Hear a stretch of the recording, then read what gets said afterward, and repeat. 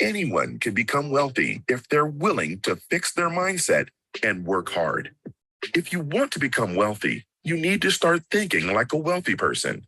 You need to believe that it's possible for you to create success for yourself, and you need to take action steps to make it happen. You can have the best mindset in the world, but without action, nothing will happen. You also need to be willing to take risks. Many people stay stuck in their comfort zones, but nothing great ever comes from that. If you're not willing to take risks, you'll never achieve anything great. So what action should you take? There's no right answer, as the best course of action will vary depending on your unique circumstances, but there are some general principles that can help guide you. The first step is you need to get clear on what you want. What exactly do you want to set your mind to? Define your goal, write it down, and read it every day. Your mind is powerful. It is capable of figuring out a path to almost any goal you present to it. When you have a deep, burning desire for a goal, your mind is always working on a plan to achieve it, which brings us to the second step. Make a plan. Write down what it would take to achieve your goal. Break it down into small steps and begin by working on taking the first step. Even a small action is better than no action. It begins the process of creating momentum. It's crucial to have patience and stick to your plan if you're aiming for long-term success. Rome wasn't built in a day, and neither is great wealth. A great example is Jeff Bezos.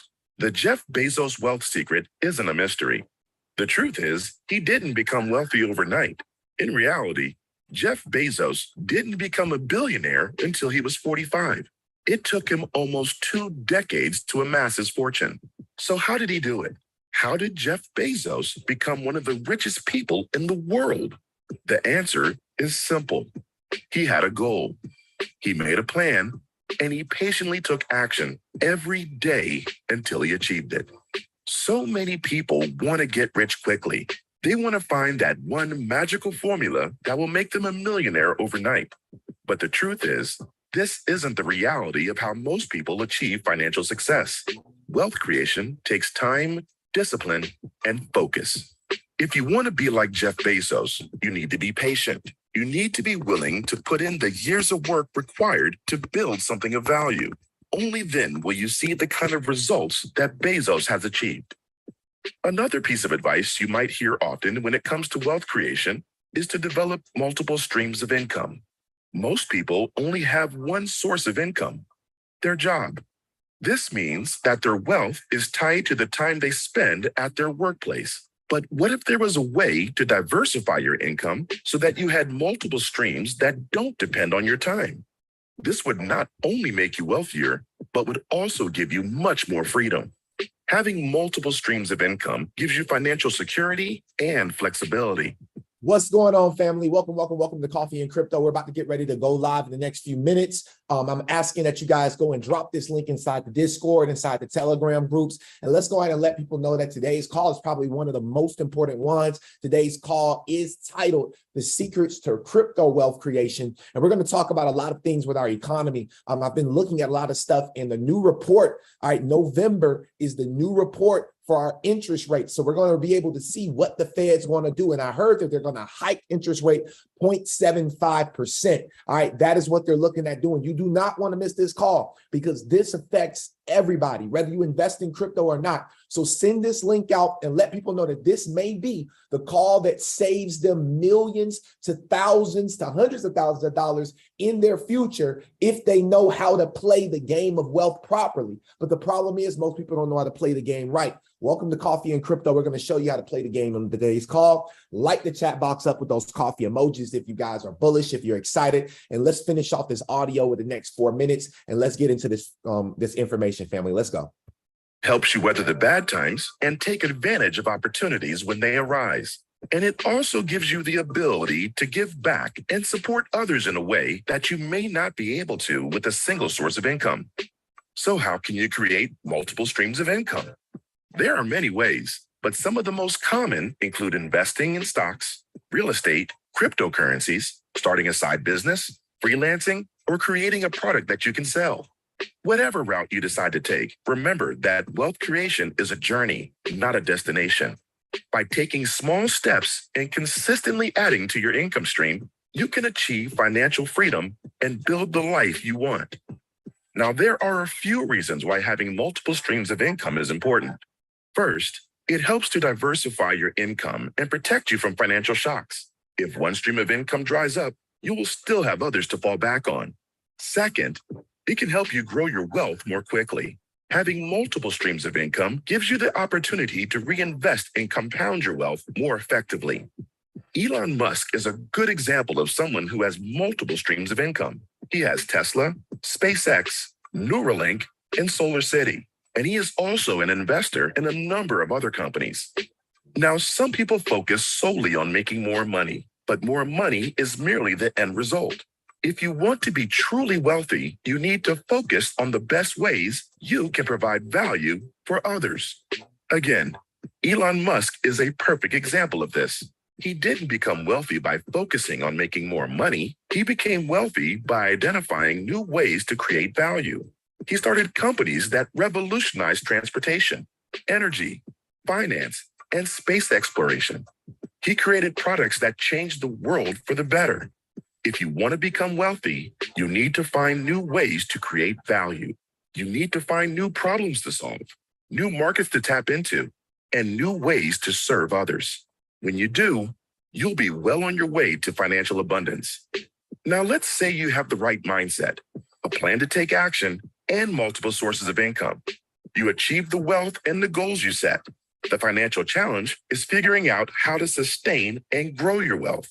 The key here is to invest in assets that will appreciate over time. Again, this could range from real estate to stocks and cryptocurrency. Billionaires typically have a diversified portfolio, which helps to protect their wealth in case of market downturns. Additionally, billionaires often have a strong network of connections and influential people. Having a high-value network can be invaluable when it comes to achieving and maintaining your success. Finally, billionaires typically have a positive mindset and are always looking for ways to improve themselves and their businesses. They are always learning and growing, which helps them to stay ahead of the curve. So there you have it, the secret to wealth creation. Begin implementing the advice in this video today, and you will be well on your way to creating the wealth you desire. Let's freaking go, man. Hey, drop some fire, some coffee emojis or whatever if you feel like you are in the right direction, if you're moving in the right direction, if you guys are diversified properly, right? It's not just about crypto, but it's about getting into real estate. It's about diversifying in the stocks. It's about diversifying into commodities. It's about diversifying into food. It's about diversifying into anything that is going to grow in the future. You should be diversifying into it. So if you're not just a job, some people are over diversified. There's something called over diversification, family. And a lot of people are overly diversified in one thing, and that's their job, their job. I'll be damned if I'm over diversified in a job. All right. Jim Rohn said it best. He said, you got to work harder on yourself. You got to work harder on yourself than you do on a job. Some people are working harder on their job than they do on themselves. And that's why forever they will be oppressed with a job. You get more of what you focus on. What you focus on grows. If you continue to focus on what you really are not even grateful for, some people are focused on a job and don't even really love the job. You go to the job and then guess what? You get off the job and complain about the damn job. So something has to change. Something has to change. If it's not going to be the job, if you can't just let your job go because you have family, if you can't just let your job go just because you have bills, well, you need to figure out, what can I be doing with these other hours? Because maybe you work a 9 to 5, but what are you doing from 6 to 11? Are you watching Netflix? Are you doing some other shit that you shouldn't be doing? This is the real conversations that we got to start having, and we got to continue to have them until it is driven into each one of our heads that we have to be well diversified. Welcome to Coffee and Crypto, the #1 cryptocurrency morning show in the world. All right, where we sip coffee and we have an amazing conversation. All right, we sip coffee and we have amazing conversation in regards to all things, not just cryptocurrency, but we also dive into things in regards to our economy, the state of economy. We are in a drastic state of economy. A lot of people don't even understand that we're moving into a space right now where it's about to get bad. History repeats itself. History repeats itself. And right now, our economy is repeating itself from the 80s. All right, from the 80s and the 70s when it comes to these interest rates. And I'm going to show you guys proof. On Coffee and Crypto, we're not just about talking, but we really do the research. Welcome to all the new people. If this is your very first time hopping on Coffee and Crypto, whether you're watching live on YouTube, all right, right now, because we are live on YouTube. So shout out to all the YouTube family. Make sure you smash that subscribe button, turn that notification bell on, and make sure you follow us, because today is episode number 48, and we're 2 episodes away, episode 50. And episode 50 is going to be an amazing episode. I have something very big in store for episode 50, which is 2 episodes from now, and it'll be next Thursday. So we've literally been following this show for the last 50 episodes. We've been doing this since damn near March, April, like May. So we've been consistent. The only call that we've missed so far was the one when I was traveling last Thursday to Tulum, right? But we've stayed consistent. We have not missed a call at all, family. And I'm so excited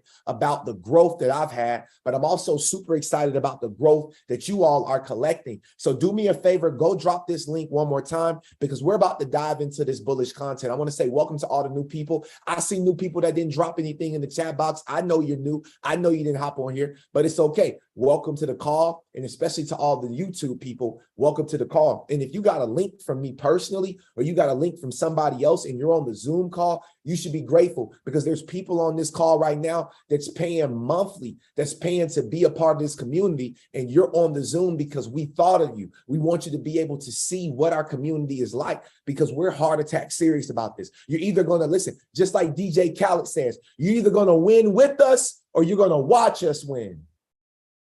You're either going to win with us or you're going to watch us win. And I can have that posture because I know what the hell is about to happen. And you better stay on this call, and you better focus, and you better pay attention, because this ain't about you. This is about your kids and your grandkids and your great grandkids. And if you want to set them up for the future, you better pay attention. You better stop playing with this information. I'm heart attack serious about this shit, family. I don't show up to this shit 48 episodes in to play games. I don't care about the amount of people that hop on this call right now. You got to understand that this call is going to be on a massive scale. It's going to be in a huge studio very soon. It's going to happen. You got to understand that even Earn Your Leisure, it took them hundreds of episodes to become the #1 financial literacy podcast in the world. I'm not focused on episode 48. People are going to view this later and be like, damn, we missed this information for free? Y'all better stop playing. So welcome to Coffee and Crypto, the #1 cryptocurrency morning show in the world. My name is Vincent Owens. If you don't know who I am the #1 cryptocurrency coach in the world. I've been focused on this for the last 5 years, and we are not planning to stop. My goal is to be the Warren Buffett of the cryptocurrency space. That is my goal, to be the Warren Buffett, the greatest investor of our generation when it comes to this space. And I don't plan on stopping anytime soon. Welcome to the call. Now, with that being said, let's get to this bullish content, family. All right, let's get to this bullish content. Now, I don't even know how to really start this call off because there's so much going on right now. But I want to start y'all off with a 6-minute video that I found. I'm going to go over to crypto Twitter.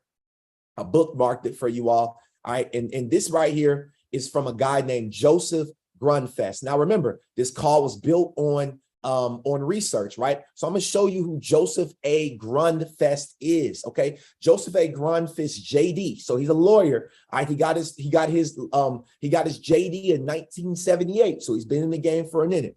He is a nationally prominent expert on capital markets, corporate governance, and securities litigation. All right. His scholarship has been published in the Harvard, Yale, and Stanford Law Reviews, and he has been recognized as one of the most influential attorneys in the U.S. okay? Professor Grunfest founded the award-winning Stanford Securities Class Action Clearinghouse, which provides detailed online information about the prosecution, defense, and settlement of federal class action securities fraud litigation. So I know you guys know where I'm headed with this, right?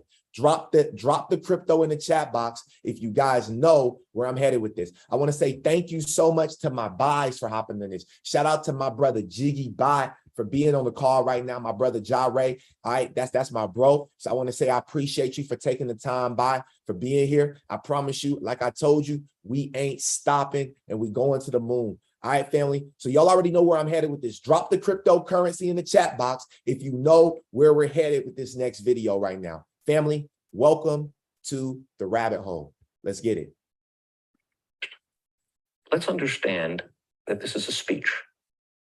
Speeches do not have the force of law, whether they're speeches by presidents. Well, actually, before we even get started, because I know we have new people. All right, so there's a lawsuit going on right now. There's a certain company, fintech company called Ripple. They're out of San Francisco, okay? So it's called Ripple. If you've heard of Ripple before, congratulations. If not, do your damn research. So Ripple is being sued by the SEC, the Securities Exchange Commission, because they're saying that they are selling securities, XRP, which is the cryptocurrency. They're calling XRP a security, okay? However, they're not telling Bitcoin, they're not calling Bitcoin and Ethereum a security. They're saying that Bitcoin and Ethereum are the new commodities, okay, of this digital realm. However, XRP is not a security, right? And there's proof in the pudding. And so Joseph Grunfest couldn't have said it any better. This guy is the leading expert in securities regulation, okay, and litigation. He's one of the top lawyers in the world when it comes to this stuff. So I promise you, if you didn't believe me, you listen to this guy right here, because success leaves clues, family. Listen up. First, let's understand that this is a speech. Speeches do not have the force of law, whether they're speeches by presidents or by division directors of the SEC. Decisions as to whether Bitcoin and Ether are or are not securities are, as a practical matter, going to be made by the federal courts if and when the appropriate litigation actually arises. Now, the logic in the speech may be persuasive to the court, or it may not be persuasive, but still, it's just a speech. And that logic will probably have to be articulated in a brief filed with the court, but it'll have no precedential effect. Again, unless the SEC takes formal rulemaking action, speeches and other pronouncements by the SEC do not have the force of law. Second, and perhaps most intriguing, Division Director Hinman's analysis depends upon his understanding of the state of facts regarding Bitcoin and Ether as of June 2018. What was his understanding of the state of facts? We don't know. Nothing in the speech has the division director explain what it is about Bitcoin or Ether that leads him to the conclusion that it's sufficiently decentralized. That's quite curious, because typically when the SEC adopts a rule or regulation, or when a court issues an opinion, there are findings of fact. The court will say, I find the following facts to be true, and based on those facts, I apply the law and I reach the following conclusion. When the SEC adopts a rule or regulation, it will typically say, we had hearings, we looked at a record, these are the facts that we find, and because of these facts, we're going to adopt the following rule. Well, here we have the conclusion that Bitcoin is decentralized. We have the conclusion that Ether is decentralized, and we don't know the facts upon which the division director is relying. That creates quite a mystery, because there are many people out there that are going to want to build crypto and argue that their crypto is not a security, and they're going to want to argue that if Bitcoin is decentralized and if Ether is decentralized, we're also decentralized. But if you don't have the foundational facts supporting that conclusion, how do you make that argument?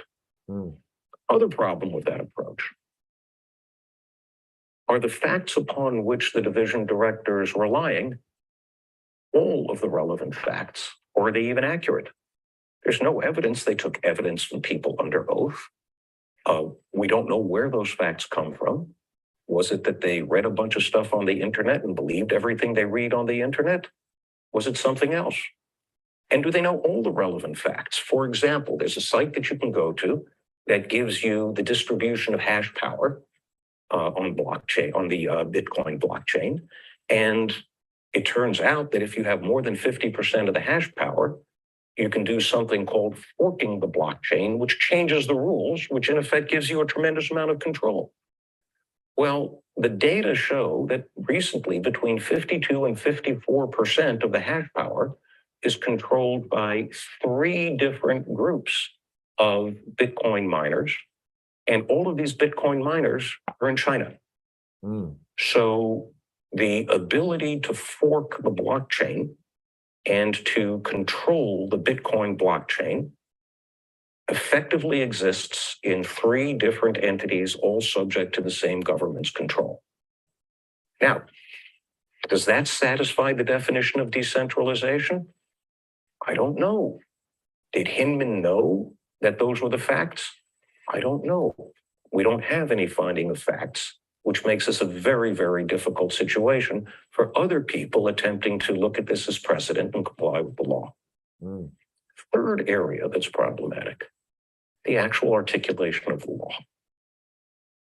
There's no precedent of which I'm aware that looks at decentralization as the primary factor in determining whether an instrument is a security or not. And I could actually take the Hinman speech and argue it doesn't go far enough, or argue that it goes far too far. The argument that it doesn't go far enough is simple. Many courts are taking a textualist approach to the interpretation of the law.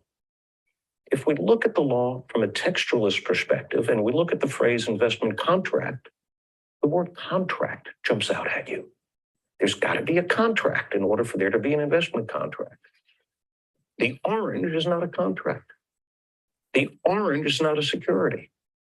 The combination of the management contract with the land sales contract, that's a security. Well, if you look at Bitcoin, there's no contract. It's like the orange. If you look at Ether, there's no contract. It's like the orange.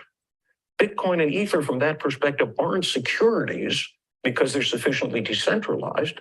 They're not securities because they aren't investment contracts because there aren't any contracts. And by that logic, if that's right, and we don't know that it is, then many other forms of crypto will be able to argue we're not contracts either. And if we're not contracts, we can't be investment contracts, and therefore we're not securities. So there's a path that we can follow that argues that Bitcoin and Ether aren't securities for reasons that many other forms of crypto can also use to argue they're not securities. Now, I can also make an argument that cuts in totally the opposite direction and that says that Hinman is entirely wrong and that Bitcoin and Ether clearly are securities. Why? Let's go back and let's take the traditionalist approach. We have an investment of money. There is commonality. It's true. There's no vertical commonality, but the courts say that vertical commonality isn't necessary. True. Every case of which I'm aware involves a promoter or issuer, but that's only because the state of technology that's existed until now. Until the invention of the blockchain, you couldn't have anything that would satisfy all of the Howey elements unless there was a promoter. But none of the cases say there must be a promoter, even though there always is a promoter. So the thing about it is this industry is too new. And that's the argument, is that, you know, things don't line up with the Howey test. Things don't line up with the measurements of being a security, being a contract. It's too new. And we need clarity. This is why we need regulation. This is why we need clarity of this market so that it's fair for consumers. It's fair for investors. And we know exactly what we're investing to, because it's like the Wild Wild West. It kind of takes me back to the cannabis industry. Like, it's kind of like, in Georgia, if you go and buy some cannabis, You don't know if it's indica, sativa, hybrid, what percent, because there's no regulation. There's no quality control. There's no testing labs. There's no this, there's no that. And so when you have one state that has it, one state that doesn't, and one state in the middle that kind of has it, but you're still getting, it's just too much fog. And so that's what we're dealing with this crypto market. That's why I felt so comfortable with getting into this crypto market, because I've spent so much time being a cannapreneur.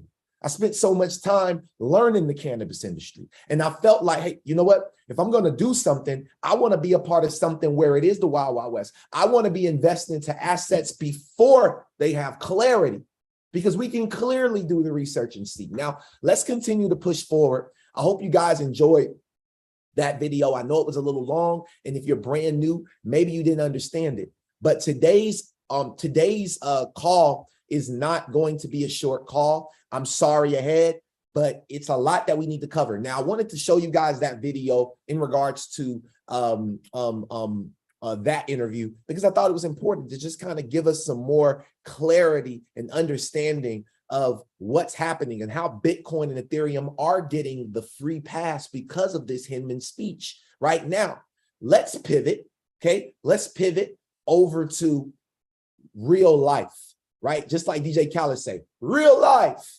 We're going to switch over to real life, because this right here is a factor for all of us. Whether you buy crypto or not, this is the state of the market.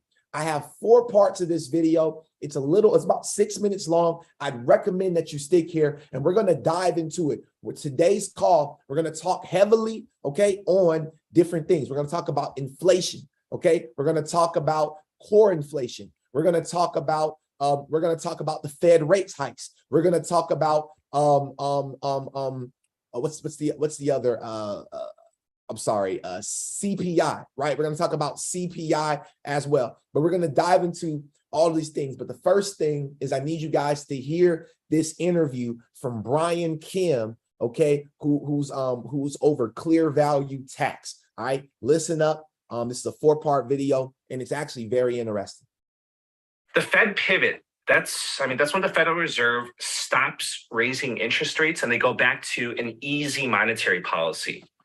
So let me give you more clarity of the timing of the Fed pivots with the most recent data and with the most recent information. First, I want to give you my opinion and my assessments on when the Fed pivot is going to happen. And then I'm going to tell you what the Federal Reserve Bank presidents and what the members are saying, their interviews and their quotes. So in order for the Federal Reserve to pivot, for them to stop raising interest rates and go back to an easy monetary policy, at least one of 3 things needs to happen. So number 1, inflation needs to be decreasing on track to their 2% target. Or 2, unemployment needs to be rising substantially. So this is because the Federal Reserve has a dual mandate. Or number 3, we need to see a collapse of financial markets, specifically a liquidity crisis in the debt markets. Let's start with number 1. In order for the Fed to pivot, inflation needs to be decreasing and on its path to 2%. So please note, and this is so important, this does not mean that the Fed will pivot when inflation is at 2% or close to 2%. This means that the Fed is going to pivot when they believe that they're on the trajectory to reaching 2%. So this could be when inflation is at 4% or even 5%. So when inflation is around, let's just say 4.5%, they might pull a, looking good. I think we're in the clear. Let's pivot. So in my opinion, for them to pivot when inflation is at 6%, that would be very premature. Even at 5%, that's a little bit iffy. So the most recent CPI inflation report was for the month of September. And in September, the rate of inflation was at 8.2%. So let me explain this to you.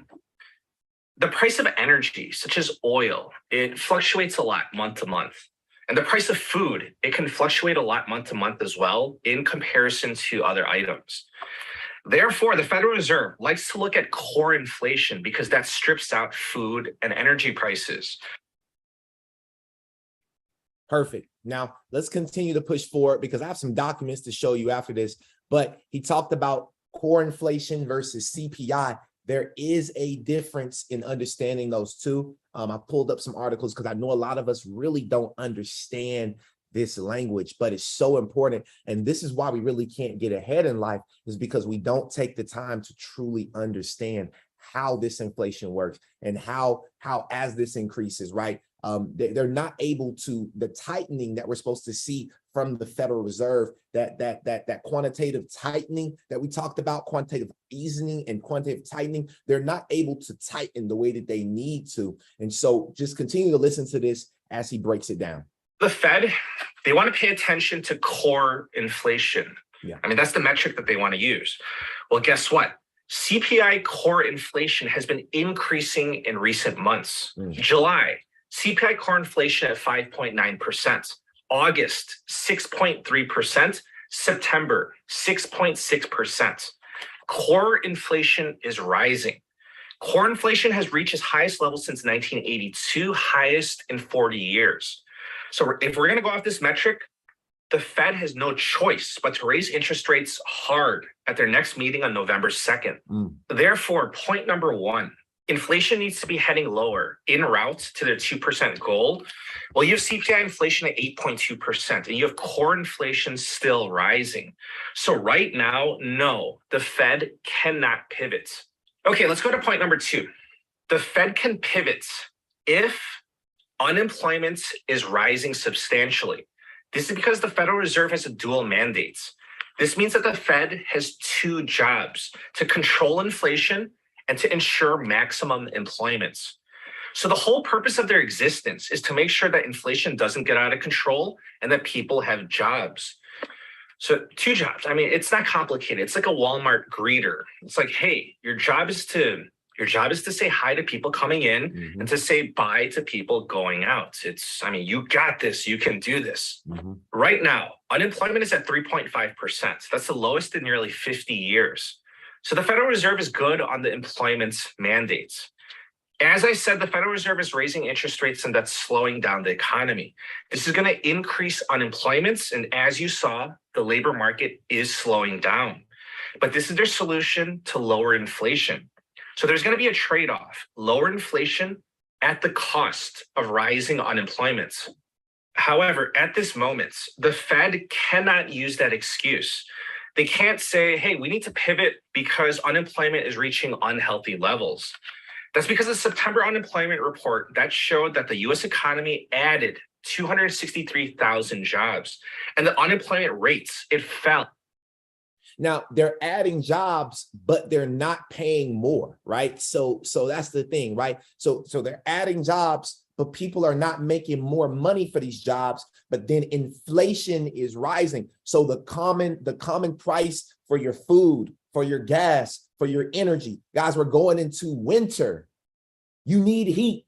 It's going to be expensive as hell to heat your home. And if you're not making more money, if you don't have multiple streams of income, if you don't learn how to trade. All right, let's keep listening. I'm sorry if it sounds like I'm yelling. I'm just mad because they don't teach us this stuff. And it really takes us to do the research, but we really don't do the research like we need to, family. And we're literally about to go into a huge crisis right here. We're about to go into a liquidity crisis. And if we go into a liquidity crisis alongside what I showed you guys on Tuesday's episode with all of the countries looking to break off of the petrodollar, which is the only thing that's holding America up financially, stably, because we have the upper leg on gas, energy. If that happens, we'll see our economy crash faster than anything we've ever seen before. Keep listening. The Fed can pivot if there's a liquidity crisis. So just think of this as a meltdown in the financial markets, specifically the debt market. So we're talking about the Great Financial Crisis 2.0, like a repeat of what happened about 15 years ago. So the problem would certainly spill over into the stock market and the housing markets. So I showed you the stats on the stock market, the pain that the stock market is seeing, the S&P, the Dow, and the NASDAQ. We all know that the real estate market has slowed down. Bond yields in the debt market, they are rising. But if there's a liquidity crisis, all the financial markets are going to go from bad to worse in a hurry. I mean, we're talking about disaster levels. So it hasn't happened yet, but if it does, then the Fed will have to pivot. Yes. It's my opinion and my prediction that turmoil in the financial markets will be the trigger of the Fed pivots. That appears to be the weakest link of the three that I mentioned. So if you look at inflation, core inflation is still going up. If you look at employment, jobs are still being added. You look at the financial markets, they're already showing signs of distress. So yes, I believe that will be the one to trigger the pivots. However, it's not at critical meltdown levels just yet. So at the next Federal Reserve meeting on November 2nd, the Federal Reserve will raise interest rates by most likely 0.75%, which is a lot. That means that there's more pain to come. So no Fed pivot in November. I mean, that is most likely off the table. That's a no way. So it's highly unlikely that they're going to pivot at the December 14th meeting. That means at the earliest, we'll have to wait until February 1st of 2023 for the Fed pivots. So can you imagine 3.5 more months of higher interest rates and the economy getting worse? And that's going to be the absolute best case scenario. So if you think about it, I mean, isn't that most likely how things are going to play out? So February 1st, Fed pivot, best case scenario. If it doesn't happen by then, if it doesn't happen by February 1st, then the next meeting will be on March 22nd. So imagine that, 5.5 more months of economic pain. One last video, family, and then I'm going to break some of this stuff down for you all in regards to core inflation, CPI, all these different things. I know that if you've never studied it, I don't want you to go and try to study it right now. Listen to this video. I'm going to break it down to you. Listen. Let me tell you what the Federal Reserve is saying. But first, you have to know that the current interest rate that the Fed has set is at 3.25%. So let's start with the Federal Reserve Bank president of Minneapolis, Neil Kashkari. Kashkari was asked about the Fed pivot. Kashkari responded with, and I quote, "I think we're quite a ways away from anything like that. I think a much more likely scenario is we raise interest rates above 4%, maybe 4.5%, and then pause and sit there for an extended period of time." Okay, so currently we're at an interest rate of 3.25%. Kashkari is saying that maybe around 4.5%, that's when the Fed pivot is going to start. So we use basic math, we're at 3.25%, we need to get 4.5%. So that's when the Fed pivot might start. Kashkari proceeded to say about the Fed pivots, the bar is very high. For me, the bar for such a change is very high because we have not yet seen much evidence that the underlying inflation, the services inflation, the wage inflation, the labor market is yet softening. So, I mean, Kashkari is referring to core inflation. So, I mean, do you agree with me? Doesn't it sound like November 2nd or December 14th is very unlikely? The Fed Bank president of Cleveland, Loretta Mester, said she has not seen enough signs that inflation is slowing down to change her views. Mester said that real interest rates need to be positive. So do you understand how big of a statement that is? Real interest rates need to be positive. Inflation is at 8.2%. The interest rate is at 3.25%. That means that the real interest rate is approximately negative 5%. The interest rates minus the inflation rate. Wow. In order for us to get to a positive real interest rate, that means that the interest rate would have to go from the current 3.25% to probably somewhere around 6%. Wow. And the inflation rates, it would have to fall down to something around 5%. So do you know how much economic damage that would cause, raising interest rates to 6%? And do you know how far out that would be? Okay. So let's continue to dive into this right now. I wanted to give you guys a lesson. I thought this was very interesting. If you're enjoying this, drop some coffee in the chat box. But I want to show you guys something now. This first thing that I'm going to pull up is it is September Consumer Price Index report shows inflation rate hit 8.2%. This came out October 13th of 2022. All right. Inflation is at 8.2%. Now, there's two types of inflation. All right. The first inflation that we're going to talk about is core inflation. All right. The first inflation we're going to talk about is core inflation. Okay. What is core inflation? Core inflation is the change in the cost of goods and services, but it does not include those from the food and energy sector. So core inflation, CPI, includes food and energy, which we'll talk about. That's the consumer price index. However, the core inflation does not include food and energy. And the reason why is because food and energy is too volatile, right? It's too volatile of market. So this measure of inflation excludes these items because the prices are much more volatile. It is most often calculated using the consumer price index, which is the CPI, which is a measure of price for goods and services. Yes. All right, let's keep going.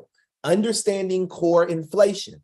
Core inflation is measured by both the CPI and the core personal consumption expenditure index. The PCE represents the price of goods and services. So core inflation represents the change in cost of goods and services. The PCE represents the price of goods and services purchased by consumers in the US. Since inflation is a measure of the trend in rising prices, PCE is an important metric in determining inflation. However, core PCE and CPI are similar, and both help to determine how much inflation is in the economy. Now, why food and energy prices are excluded? We talked about these things, right? We talked about it's too volatile. For example, gas prices may rise with the price of oil, but you will still need to fill up the tank to drive your car. So it doesn't really matter. You like they're not gonna a lot of these things you can do without. So people don't have to buy it. So, but with gas, oil, you have to buy it. If you want to get from one place to another place, if you want to get from one place to another place in regards to a plane, a helicopter, a car, a motorcycle, a scooter, a four-wheeler, a three-wheeler, does not matter. You got to put gas in unless you get a EV, an electric vehicle. That's why we see EVs becoming a bigger thing, right? Because of the fact that we are trying to move to a zero carbon neutral planet, which is a huge agenda of the ISO model, right? Not just ISO 2022, but there's so many other ISO initiatives out there. I want to say shout out to my brother Jamar. He just sent me a picture inside, it looks like a Barnes and Nobles, right? And I'm pretty sure Jamar is going to pop in and talk about it here in a few. However, that's what's going on is you're going to see these sustainability goals everywhere in the world. Now, the same thing happens with food. You won't be putting off buying groceries just because prices are rising at the store. If you don't know how to grow food, you're still going to have to go and buy groceries. So at the end of the day, you don't really have say-so when it comes to food. You don't have say-so when it comes to gas and oil. You don't have say-so when it comes to energy because you got to heat your house if it's cold. So oil and gas are commodities and they're traded on exchanges where traders can buy and sell them. So is food, including wheat, corn, and pork, right? So that's why you see the prices of wheat increasing. You see the prices of pork, beef, chicken, everything is increasing because these are publicly traded commodities, right? Now, the importance of core inflation. It is crucial to measure core inflation because it reflects the relationship between the price of goods and services and the level of consumer income. If prices for goods and services increase over time, but consumer income doesn't change, consumers will have less purchasing power. Inflation causes the value of money or income to decrease. So if things start going up in price, but your money that you make at your job does not increase, if you're not increasing in your hourly wage, then what happens? You still don't have enough purchasing power to live a basic life. That's why the middle class will be wiped out. A lot of us are praying and hoping that inflation will go down. The shit's not going down. I'm sorry to tell you, but I got to let you know straight up, it's not going down anytime soon. It's not happening. It's not happening. So I wanted to pull up something that I thought was super important. United States core inflation rates from 1957 to 2022. 1957 to 2022. Okay, pay attention. So over the last 12 months, the consumer price index ended September 2022, major categories. This is how it looks. Inflation of all items up 8.2%. If you take food and energy out, you're at 6.6%. Food and energy over the last 12 months up to September. So from September of 2021 to September of 2022, it's up 11.2% for food and 19.8% for energy. Let's continue to pay attention. Less food and energy, major categories. I want to break it down even more. Apparel has increased 5.5%. So apparel is one of the lowest increases. You're actually going to see during the holidays more sales. Why? Because Nike bought all this stock. They bought so much product, but people are not making enough money to be able to afford their product at high prices. So during the holiday, you're going to see more sales of at least apparel. New vehicles is up 9.4%, but used cars and trucks are down. So the used car and truck industry is better. So it's better for you to go out and buy a used car and truck than it is a new vehicle. Medical care commodities is at 3.7%. Alcohol is 4.1%. Tobacco and smoking products 8.2%. I got a pack of backwoods right here, and backwoods is pissing me off. It's going up. I'm tired of seeing backwoods going up. Transportation, 14.6%. I was just in Mexico, and usually it used to take 50 pesos, 100 pesos. Now they're talking about 300 pesos to get you to the airport, a 20-minute drive. Come on. I ain't worried about what y'all talking about. Keep that to yourself. Smoke what you want to smoke. I'm gonna smoke what I want to smoke. All right. Airline fares, 42.9%. I don't know if y'all seen the price of Delta, but flights is ridiculous right now. Price is ridiculous right now for flights to go across the country. And let's not talk about international flights. Right? So let's get it. Okay. Now, 3.2%. I want y'all to pay attention to something. Figures below a 12-month period. Look to the December column for core inflation rates by calendar year. I want y'all to pay attention. Pay attention. Lock in. Lock in. Lock in. 1958 was the year. Look, okay, core inflation rates went between 3.2% to about 1.7% was the lowest, right? And then we started to see an increase back in 1975. We saw it jump from around 4.5%, 7.9%, 8.8%, 9.6%, and then in October, 10.2%. Why? Because October is just one of those months, right? Then let's continue to scroll down.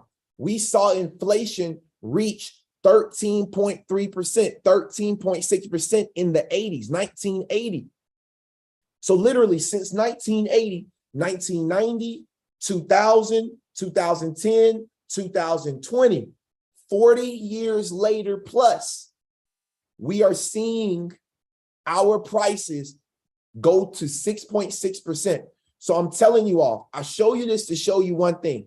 Instead of looking, okay, let's go back. 6.6% is where we are on core inflation currently in September. Let's go and look, all right? When in 1970, you were looking at 6.6% in the month of November. 6.2% in the month of September, 6.4% in the month of October. Now let's scroll down. By 1974, which was 4 years later, you saw a 4% increase, 4 to 5% increase. And then 10 years later, from 1970 to 1980, that entire year was crazy. Does anybody remember 1980? Was there anybody around that remembered 1980? Was anybody alive back then during 1980? How was that time for you? I want to ask if there's anybody on the call that remembers inflation in 1980. Is there anybody that remembers the prices going up exponentially in 1980? Is there anybody old enough on the call for that? Right? I know that we have some people on here that may remember, right? So if you remember, or maybe you was a kid, I don't know. But at the end of the day, this is what was happening, right? This is what was happening, okay? Now, I showed y'all this to show y'all that, like, I know that we were supposed to talk a lot about crypto today, but like for me, this is something that is really, really, really crazy. And we are looking for prices to go down, but I don't think that prices are going to go down because history repeats itself.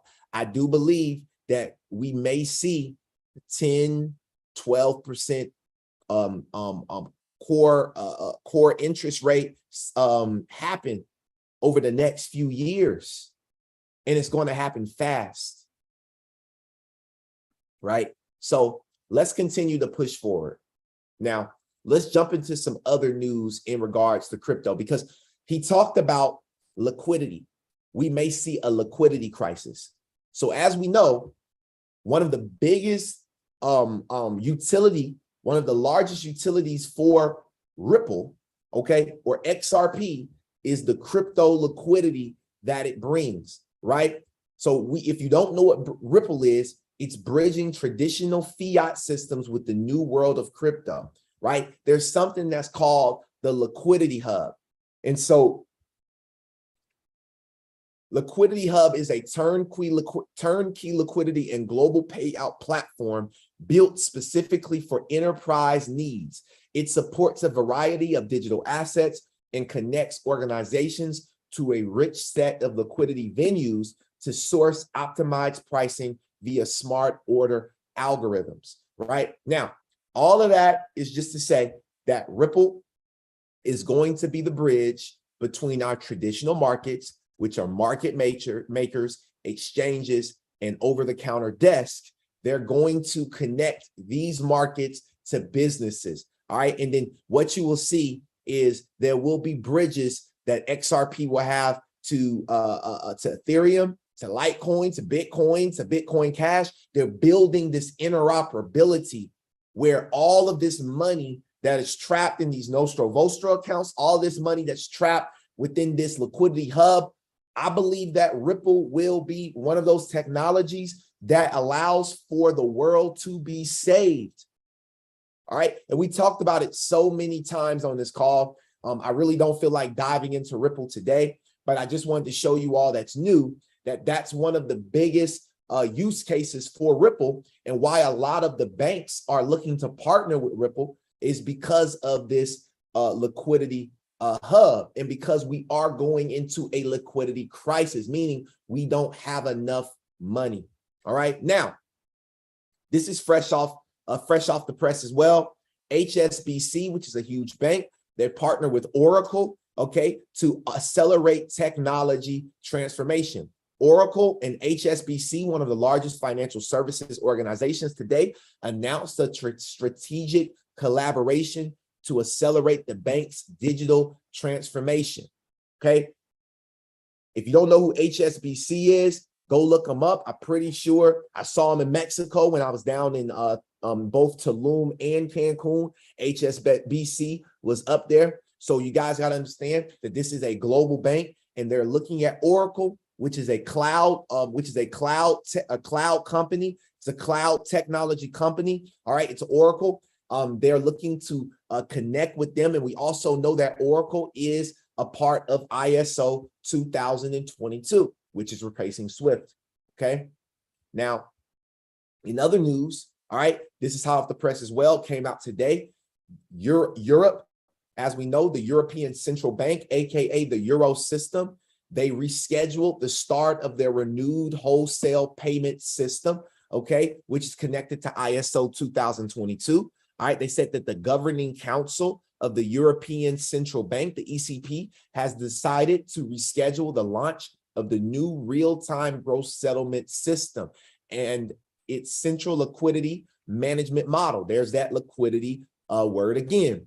It says the go live has therefore been postponed by 4 months. From November, we were supposed to go live with this new faster payments, real-time settlement system. We were supposed to go live with this in Europe, November. They've pushed it back to March of 2023.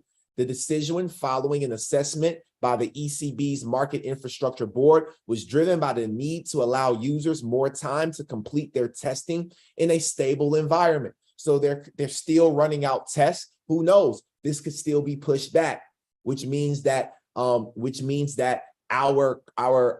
investments, the prices of our investments, us looking for this next bull run, may be pushed back a little longer.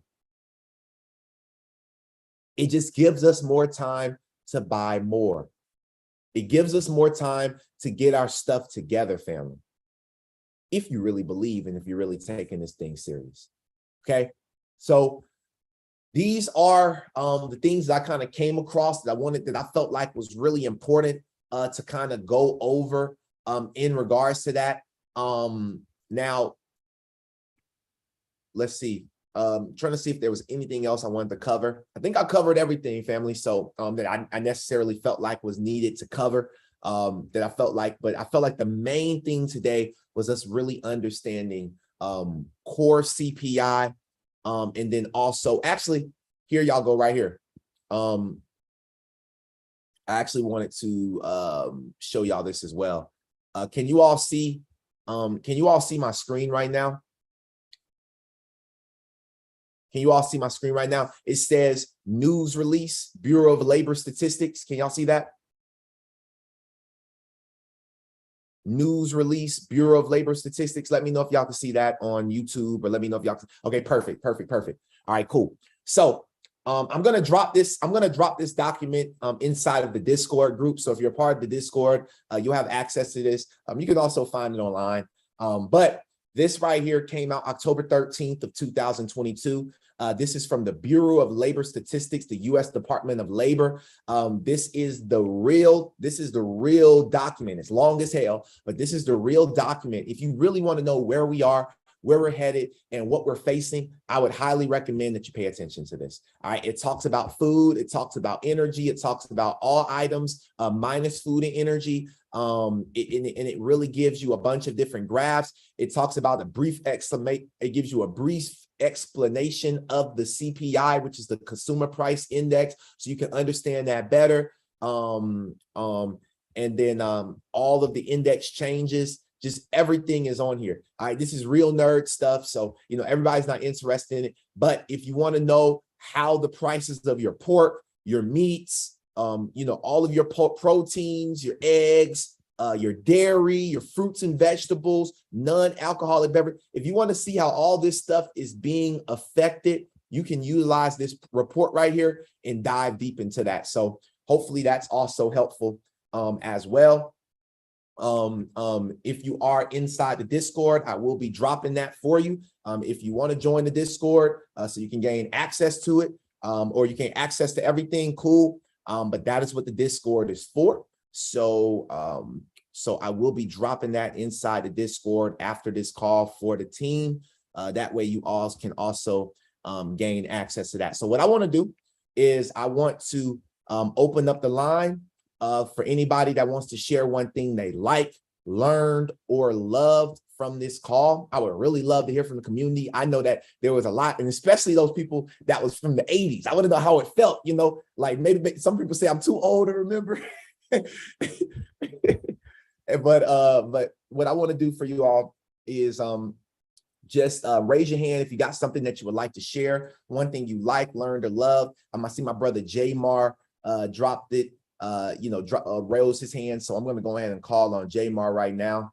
Shout out to you. I see Ms. Zuli as well. So shout out to Ms. Zuli as well. So let me ask you to unmute Jamar. Go ahead, brother. All right, so I haven't even hit you up yet, but I got us the creator of VoxBox. We're going to be talking about NFTs and metaverse soon. So whenever we got to be prepared, man. He told you some heat was coming. And me and Vincent been on the texting here back and forth about this and trying to get something set up. This guy actually he's somebody I've been following since probably about 2017. He's a truth talker. He's out of Houston, Texas. And I just messaged him last night. We were kicking things off, and he said, whenever we're ready to get something set up, just give him a heads up and he'll jump in a call with us. Man, let's do it. Let's let Jamar, if we can set up that call. I'm excited because I told you guys that we were going to really start talking about NFTs. I have some amazing interview. Jamar, I didn't even tell you, I got some amazing interviews. So I know I went out of town, so we were supposed to have the interview last week. So I'm sorry, family, but we will get it done next week because I went out of town. So next week we will be having the veteran Michael Branch, who will be joining us. So if you did not follow him on Twitter, he will be joining us. And I've set up a second interview with another guy who's huge on quant, Jamar. You've probably heard of him before, but I'm not going to release his name yet because that interview is not set in stone. He told me to reach out to him after the 23rd. He'll be more free. So we'll have our second. So now we'll have 2 interviews lined up with huge people in crypto. And I'm telling you guys, we're really moving into this space and we're really doing it the right way here on Coffee and Crypto, guys. You're not going to hop on here and just get BS. You're not going to hop on here and get crap. We're going to give you nothing but bullish content. And I promise you, we're not stopping. I feel like Diddy, can't stop, won't stop. You know what I mean? Hey, Quant is definitely having a fake out right now, just so everybody knows. Yes. Everybody thinks I had my guy Mason. I don't know if you ever heard of Mason. Mason? Yeah. Yeah, he's out of what's called. Me and him been talking for a long time. But let's get him for an interview as well, bro. If you know him, let's get him on for an interview too. That would be dope. And dude, me and him been talking since Quant was at $12. So we've been talking to each other for a long time. And wow. He was saying that the top, I had to tell him, he was like, yeah, man, the top's in for Quant. It's done at 2 something, blah, blah, blah. It's because he's so focused on his, all the big stuff that, he's working with Binance and things now. So so much stuff's popping up on him. But yeah 228 is not our fake out. I am thinking we are going to be around, I want to call around the, what's it called? I'm looking around maybe the 262 mark. Sheesh. That's where I'm thinking before we do a final drop off. I think this 228 mark is only where we're at now. I think this is just a full fake out, but just hold your bags. Don't go sit in your bags, but make sure you are taking profit when you are ready for it. Yes. Yeah, that's absolutely everything on me.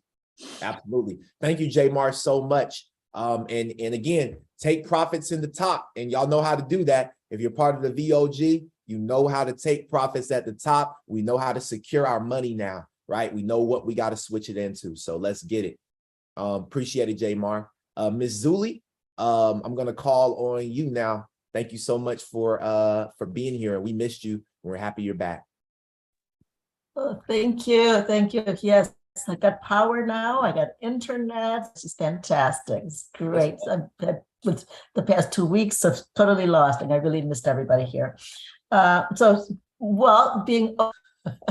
that at the age in the 80s, the 70s, I remember the gas, the shortage of gas that was in the Carter era. But the interest rate being so high, I think it's more in the 90s when I was thinking about the interest rate really being high, particularly for housing. So, but I just either I was too young, or too old now to remember the period. So I really did. I was so focused on studies and everything else that I really didn't care. So career was most important than anything else.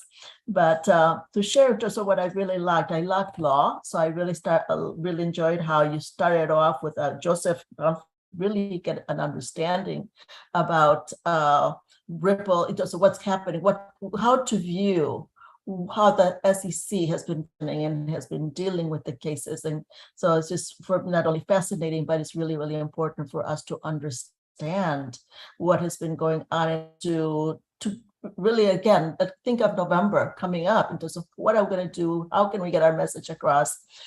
Who can we talk to about running for office, about what's important to us?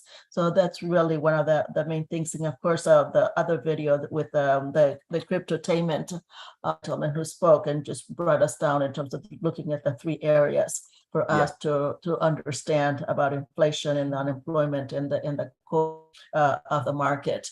So I got a lot out of it. Thank you so much. It seemed overwhelming as well. So there was so much information, but it's very, very important for us to continue to follow and to learn. This is the best way to do it.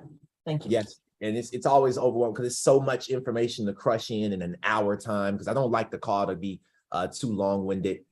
So, you know, definitely a lot to cover, but I really believe that I feel the same way as you. I think a lot of people that are millennials, my age, we're not focused on core inflation. We're not focused on these things. We are focused on school. We're focused on our career. We're focused on this, and we're going to miss out the same way that a lot of people missed out because it's not our focus, because it's not our studies, but it has to become those things, especially if you're young, guys. If you're on this call and you're extremely young, I mean, if you're in your teens, like there's some people on here that's 19, there's some people that's saying here that's 20, 21, you know, in your 20s, your 30s. If this is you, I want to influence you, especially as someone that just turned 30. I want to influence you, and I want to tell you to really start diving into this stuff and pay attention every month to where we are, because you need to know where you need to be cutting your costs. Because if things on common goods, if prices on common goods are going up, certain foods, certain things, you don't have to eat those foods. Go find something else to eat. You know, cut back on certain things until it goes back down, because the more that we spend our money, the more that they'll see that we don't care, and the more they'll continue to raise prices. You know what I mean? So we have to start to use our minds properly and do the research. So thank you so much, Ms. Zulu. Thank you. Absolutely. Next person up, we got a lot of hands today. That's amazing. Next person up, we got my brother Jamel. The floor is yours, brother. Hey, good morning, everyone. Good morning, Jamel. And man, I don't even know where to start, man. This call was great, man. I really wanted to say I like the articles you drop, you know, especially the article you dropped about the tax one, and like that big article you sent at the end. I couldn't catch the title of it, but you said you were going to drop it in the Discord, so I'm gonna because I definitely want to look into that. That's some crazy information. And yeah, man, like for example, like I didn't know about the ISO 222 is going to get pushed back to March. So Well, I mean, it wasn't ISO 222. It was the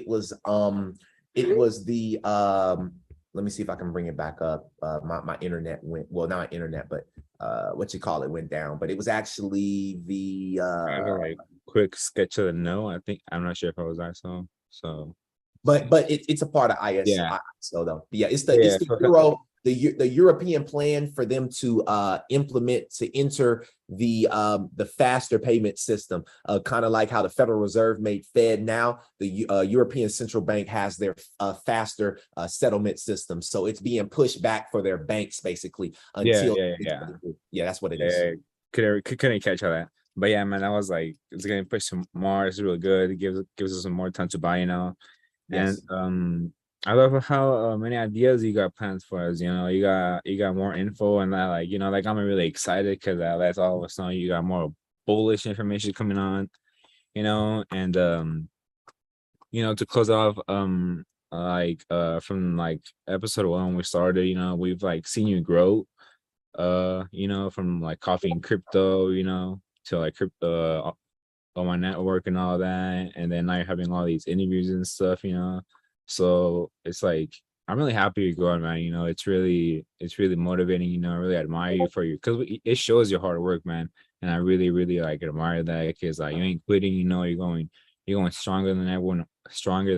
A lot of people quit, you know, and that's good, man. You know, so I'm really grateful to see you grow, man, and keep going, man, because like you ain't gonna stop. Thank you so much, bro. Like Diddy said, can't stop, won't stop. Let's get it. Yeah, bro. sir. Let's get it. Let's get it. And I just dropped, for everybody that's in the Discord, I just dropped that PDF for you all on the CPI. So y'all can go and get that right now. So that's inside of the coffee and crypto section of our Discord. So feel free to go and do some research and look into that. I found it pretty interesting. And then last, but certainly not least, I'm always, yeah. I'm gonna call on J Mar as well one more time because he wants to speak on that picture, just so we can get that on the recording, because I think that that's very important as well.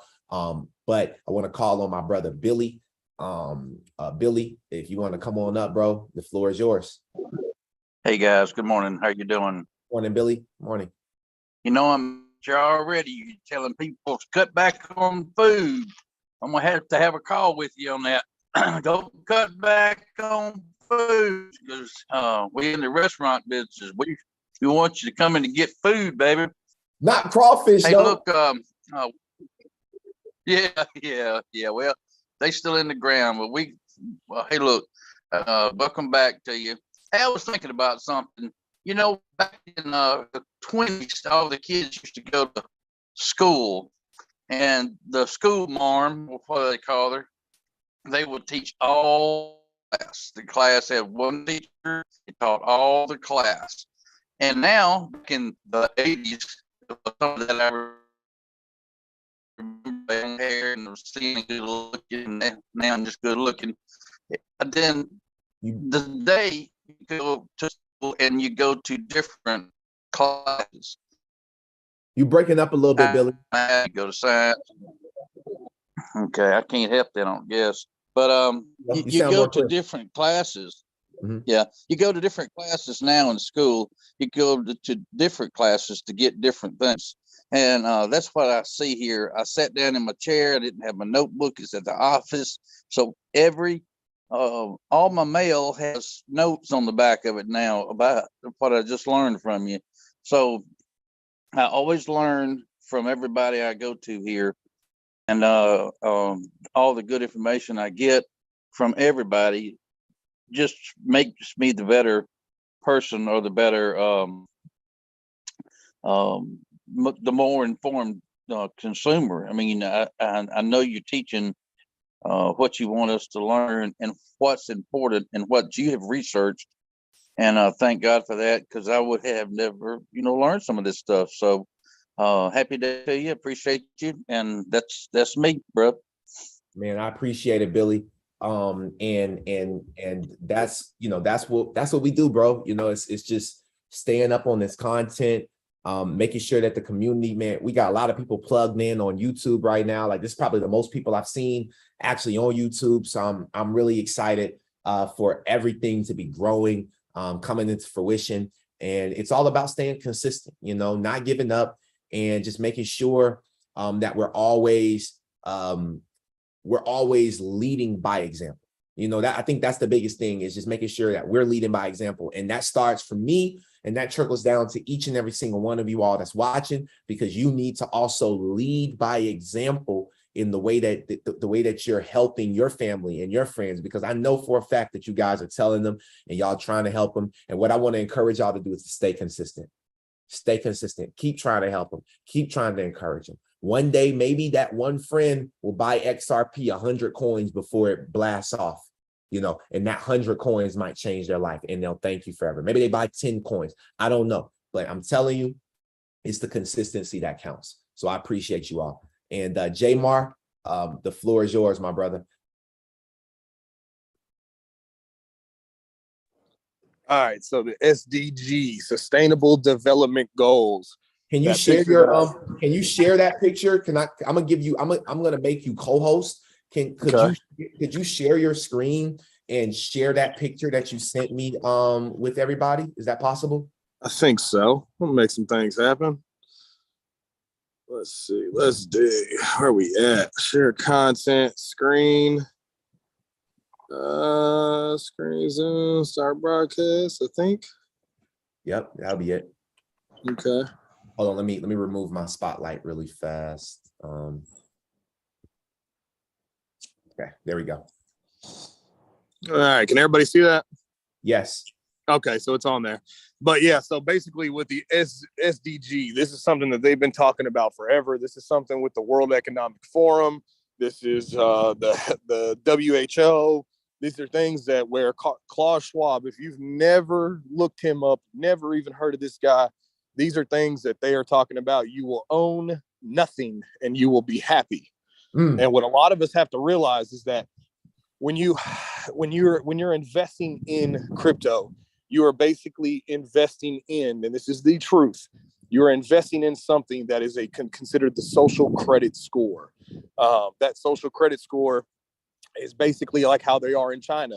They do something wrong, they promote, say, maybe a violence or something like that out there, or maybe just they watched a martial arts movie of somebody, you know what I mean, fighting or whatever, and they decided to go out into the world and they decided to fight and got into it. Well, what will happen is just they'll be able to track that, and somebody can report that, because out in China they do a lot of that reporting back and forth, like, oh, I saw so and so, he ate a large fries. Well, what happens is you may start to lose some of your money, or you may be actually locked out. You may be hearing about how these Tesla cars, all these computer and electronic cars, they're all going to be connected to this social world, so that if I got into an argument with Vincent and Vincent decided to go, you know what I mean? And we all know there's plenty of snitches out in the world, not calling Vincent a snitch, but plenty of people out in the world that do all that. But if they were to go out and, start something, you're now at the point where they could lock your bank accounts. They can lock you from going and driving anywhere that day. And these are things that are already in place in certain countries.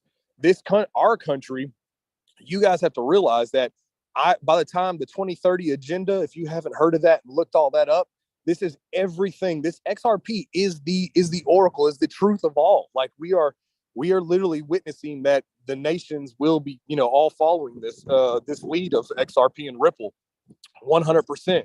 Everything else is just going to fall in line with it and be conjoined and bridged.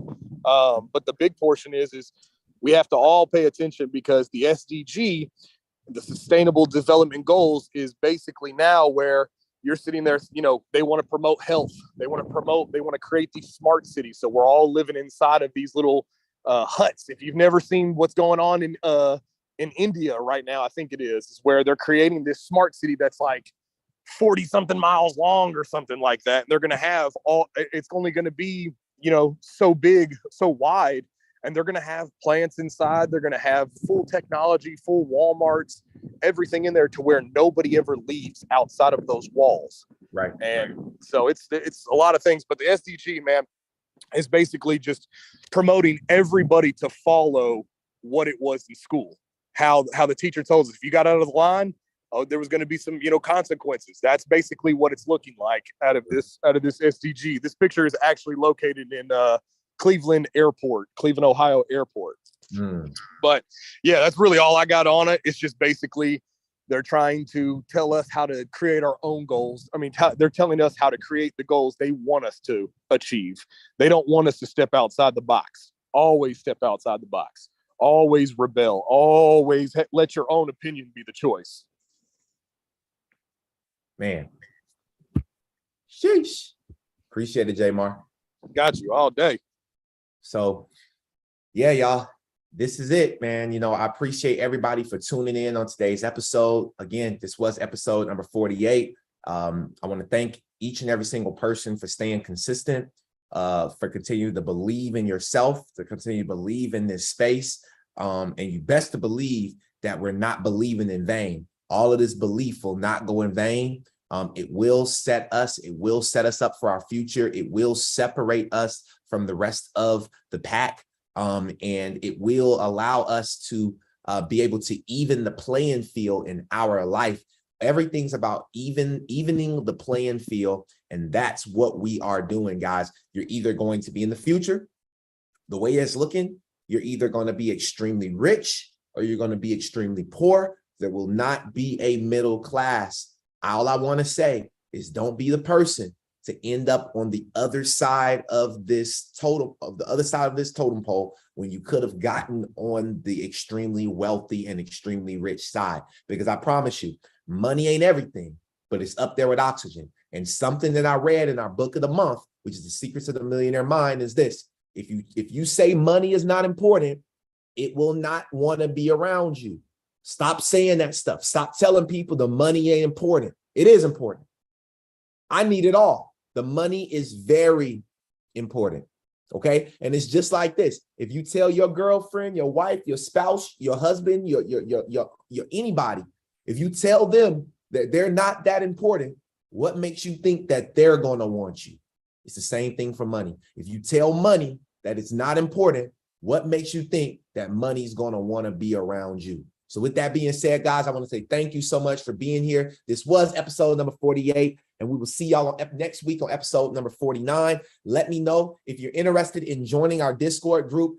Click the link in our bio on YouTube. We're doing a 7-day free trial. You literally have 7 more, like literally a few more days to take advantage of the 7-day free trial. All right, we'll see you guys on the inside of the Discord. Love each and every single one of you guys. And until next time, stay elevated, my friends. Peace and blessings.